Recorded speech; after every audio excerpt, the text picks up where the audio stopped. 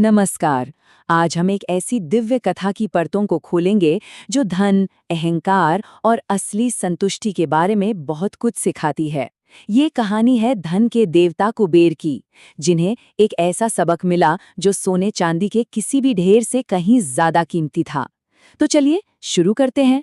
तो कहानी की शुरुआत होती है धन के देवता कुबेर के एक बहुत बड़े दावे से। उन्होंने शिव के पुत्रों गणेश और कार्तिकेय के लिए एक शानदार दावत रखी और बड़े घमंड से ऐलान किया, यहाँ कभी कुछ खत्म नहीं हो सकता। ये एक ऐसा दावा था जिसकी परीक्षा बहुत जल्द होने वाली थी। देखिए, ये कोई मामूली दावत नहीं थी। ये तो कुबेर की बेहिसाब दौलत का सोचा समझा प्रदर्शन था। सोने की थालियों में अनगिनत पकवान। कुबेर बस ये चाहते थे कि उनके मेहमान उनकी ताकत और उनके धन को देखकर चौंधिया जाएं। मतलब ये मेहमान नवाजी कम और अपने अहंकार का शो ऑफ ज्यादा था। दावत शुरू हुई और गणेश जी ने खाना शुरू किया। दाल अच्छी लगी तो उन्होंने और मांगी। सब कुछ बिल्कुल सामान्य लग रहा था। कुबेर भी उन्हें और खाने के लिए प्रोत्साहित कर रहे थे, इस बात से पूरी तरह अनजान कि गणेश जी की ये छोटी सी भूख जल्द ही उनकी पूरी संपत्ति के लिए एक चुनौती बनने वाली थी।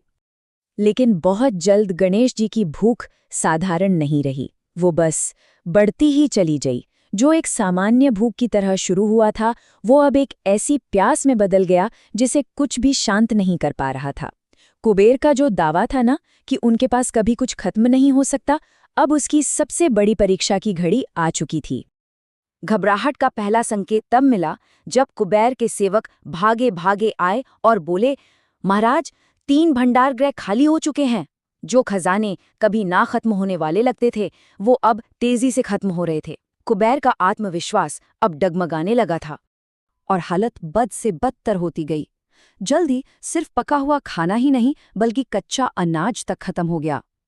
सोचिए, कुबेर के विशाल भंडार पूरी तरह से खाली थे, लेकिन गणेश जी की भूख वैसी की वैसी ही थी। धन के देवता के पास अपने मेहमान को खिलाने के लिए अब कुछ नहीं बचा था। और इस पूरी तरह से हार के पल में कुबेर को अपनी गलती का एहसास हुआ। उन्होंने गणेश जी से माफी मांगते हुए माना कि दौलत का दिखावा करने से कोई बड़ा नहीं बल्कि बहुत छोटा हो जाता है। ये एक बहुत गहरा सबक था जो अपमान के रास्ते से सीखा गया था।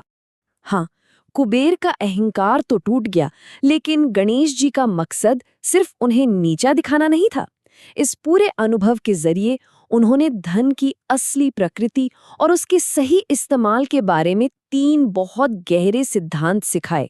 पहला सिद्धांत, धन सेवा के लिए है, दिखावे के लिए नहीं। दूसरा, असली खुशी पैसा जमा करने में नहीं बल्कि उसे दूसरों के साथ बांटने में है। और तीसरा, जो शायद सबसे जरूरी है, कि धन को एक नदी की तरह बहते रहना चाहिए। अगर वो एक जगह रुक जाए तो वो सड़ जाता है, अपनी कीमत खो देता है। उसे लगातार उन तक पहुंचना चाहिए जिन्हें उसकी जरूरत है। ये हमें एक बहुत ही दिलचस्प सवाल पर लाता है।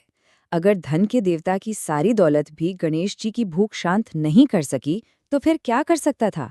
ये तो साफ है कि उनकी भूख सिर्फ जिस्मानी नहीं थी, ये एक गहरी, एक आत्मिक तृप्ति की खोज थी। एक और कहानी इस बात को और अच्छे से समझाती है। एक बार माता पार्वती ने गणेश जी की सेहत की चिंता में उनके लिए बिना मीठे के लड्डू बनाए, लेकिन गणेश जी ने उन्हें खाने से मना कर दिया। क्यों? क्योंकि उन लड्डुओं में शरीर के लिए पोषण तो था, लेकिन वो आत्मिक मिठास नहीं थी जिसकी गणेश जी को तलाश थी। ये शारीरिक पोषण और आत्मिक संतुष्टि के बीच का फर्क बहुत खूबसूरती से दिखाता है। तो गणेश जी की इस अलौकिक भूख का समाधान मिला एक बिल्कुल ही अप्रत्याशित जगह से। ऋषि अत्रि और उनकी पत्नी अनसुया के आश्रम से आए एक निमंत्रण से।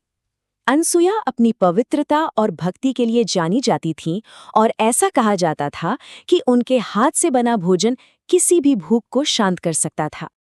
और यहीं पर हम आत्मिक तृप्ति के कॉन्सेप्ट को समझते हैं। ये वो अवस्था है जहाँ खाना सिर्फ शरीर का पेट नहीं भरता बल्कि आत्मा को भी तृप्त करता है। अनसुया के बनाए भोजन में ये खासियत थी क्योंकि वो सिर्फ मसालों से नहीं बल्कि उनकी निस्वार्थ भक्ति, प्रेम और सेवा की भावना से तैयार किया गया था। ये स्वाद से कहीं आगे की बात थी, ये आत्मा का पोषण था। अनसुया की शक्ति कोई मामूली नहीं थी। उनकी भक्ति इतनी पवित्र थी कि एक बार उन्होंने त्रिदेवों को भी शिशु बना दिया था।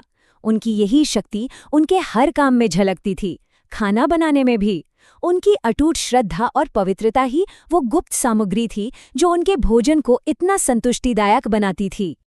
और अंत में हम कुबेर की कहानी के इसी शक्तिशाली विचार पर वापस आते हैं। धन का धर्म एक नदी की तरह बहते हुए हर प्यासे की प्यास बुझाना होना चाहिए। ये सबक सिर्फ धन के बारे में नहीं है, बल्कि जीवन में मिली किसी भी तरह की बहुतायत के बारे में है। सच्ची संतुष्टि उसे जमा करने में नहीं, बल्कि उसे सेवा और प्रेम के साथ आगे बढ़ाने में है। सोचने के लिए एक बहुत ज़रूरी बात है ना।